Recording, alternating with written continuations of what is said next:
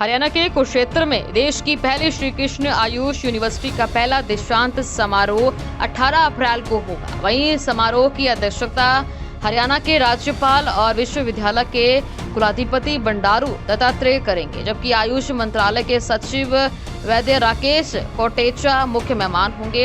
आपको बता दें कि पत्रकारों से बातचीत करते हुए कुलपति प्रोफेसर वैद्य करतार सिंह धीमान ने बताया है कि कुल 126 स्टूडेंट्स को डिग्रियां प्रदान की जाएगी, जिसमें से 40 ग्रेजुएट और 80 पोस्ट ग्रेजुएट डॉक्टर्स शामिल है। खास बात यह है कि अपने अपने क्षेत्र में कुल 26 स्टूडेंट्स को गोल्ड मेडल भी दिया जाएगा और इन 26 में से 13 बेटियां हैं। और इसके साथ ही आपको बता दें कि सीएम और हेल्थ मंत्री ने शुभकामनाएं भेजी है।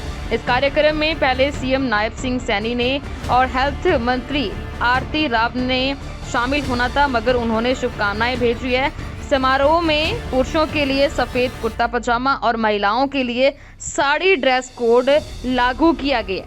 यानी आज से तीसरे दिन परसों श्री कृष्ण आयुष विश्वविद्यालय कुरुक्षेत्र अपना पहला दीक्षांत समारोह आयोजित करने जा रहा है।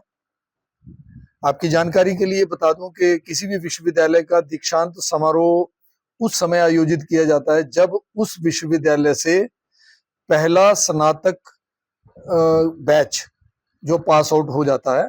हमारा इस यूनिवर्सिटी बनने के बाद पहला स्नातक बैच बीएमएस का बैच जो था वो 2024 में पास आउट हुआ है और हम 2025 में इसका दीक्षांत समारोह आयोजित कर रहे हैं।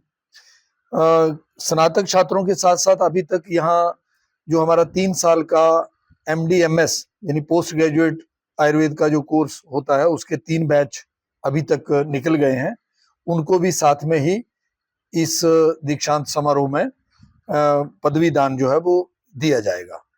महामहिम राज्यपाल जो इस विश्वविद्यालय के कुलाधिपति भी हैं श्री बंडारू दत्तात्रेय जी इस दीक्षांत समारोह की अध्यक्षता करने जा रहे हैं, जो 12 और 12:30 बजे के बीच में यहाँ पर पधार जाएंगे और हम ये अपना दीक्षांत समारोह लगभग 2-2:30 बजे के बीच में अपना दीक्षांत समारोह जो है वो पूर्ण करेंगे।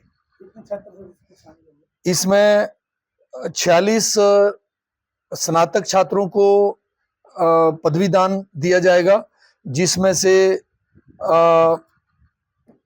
30 जो हैं वो महिलाएं हैं और 16 पुरुष छात्र हैं चिकित्सक बनके जो निकल गए हैं।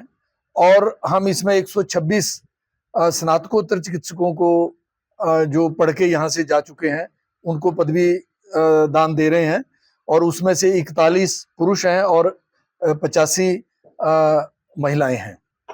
इसके साथ साथ पदवी दान वाले दिन हम एक मानद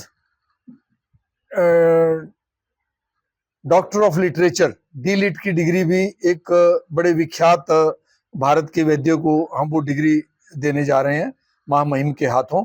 वैद्य देवेंद्र त्रिगुणा जी जो कि राजवैद्य हैं, पद्मश्री हैं और पद्म विभूषण भी हैं। उनके पिताजी भी राजवैद्य रहे और उनका आयुर्वेद के प्रचार प्रसार और विशेष योगदान उनके परिवार का और उनका जो आज भी चल रहा है। जितने संस्थाओं से मैं भी ना पढ़े हुए वैद्य जो देश में कहीं भी हैं, उनके पास जो ज्ञान है उनके पास स्नातक और स्नातकोत्तर विद्यार्थियों को भेजा जाता है और वहां पर वो 2 साल की फेलोशिप लेके 1 साल का सर्टिफिकेट कोर्स लेके उनके पास से उस ज्ञान को प्राप्त करते हैं और मेन स्ट्रीम में उस ज्ञान को लाते हैं। ऐसी कार्य के लिए राष्ट्रीय आयुर्वेद विद्यापीठ भारत सरकार ने एक अपना उपक्रम बना रखा है। उस उपक्रम के शासी निकाय जो है, गवर्निंग बॉडी जो है, उसके वो अध्यक्ष हैं और वैसे भी लंबे समय से वो आयुर्वेद महासम्मेलन जो आयुर्वेद के चिकित्सकों की वैद्यों की जो देश भर की बड़ी एक संस्था है उसके भी अध्यक्ष हैं वो। उनको ये D.Litt की उपाधि भी उस दिन हम देने जा रहे हैं। पहली बार कर रहे हैं और कोई लेट नहीं है, क्योंकि पिछले साल ही हमारी पहली स्नातक का बैच जो है वो निकला है और हम तुरंत ही इसको करने जा रहे हैं। मुख्य अतिथि के रूप में हमें भारत सरकार के आयुष मंत्रालय के सचिव वैद्य राजेश कोटेचा जी, जो पद्मश्री हैं, पद्मश्री वैद्य राजेश कोटेचा जी इसमें मुख्य अतिथि के रूप में भाग लेंगे। दीक्षांत समारोह में ड्रेस कोड क्या रहेगा? ड्रेस कोड इसमें भारतीय परिधान इसमें रहेगा, सफेद कुर्ता और पजामा पुरुषों के लिए है, और महिलाएं भी अगर सलवार कमीज पहनना चाहती हैं तो सफेद रंग की रहेगी, और अगर वो साड़ी पहनना चाहती हैं तो क्रीम कलर की साड़ी जो है वो उनके लिए परिधान है। हमने निमंत्रित किया था, उनकी तरफ से हमें समय नहीं मिल पाया, वो अपने कार्य में और कार्यों में व्यस्त है। सीएम साहब भी कहीं एसजीटी यूनिवर्सिटी में पहले से कोई खेल कूद कार्यक्रम का बड़ा आयोजन है, उसमें व्यस्त हैं, इसलिए उन्होंने अपनी शुभकामनाएं, शुभ संदेश जो है वो भेजा है, वो नहीं आ पा रहे हैं।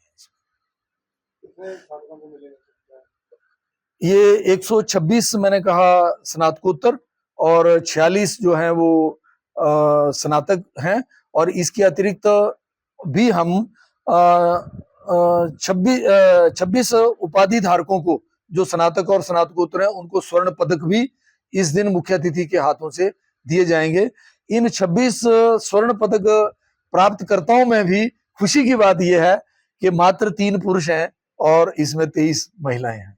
ये बहुत खुशी की बात है कि महिलाओं ने अपना परचम जो है वो इस क्षेत्र में भी लहराया है। बहुत साकार हो रहा है हरियाणा में और बहुत अच्छे तरीके से हो रहा है।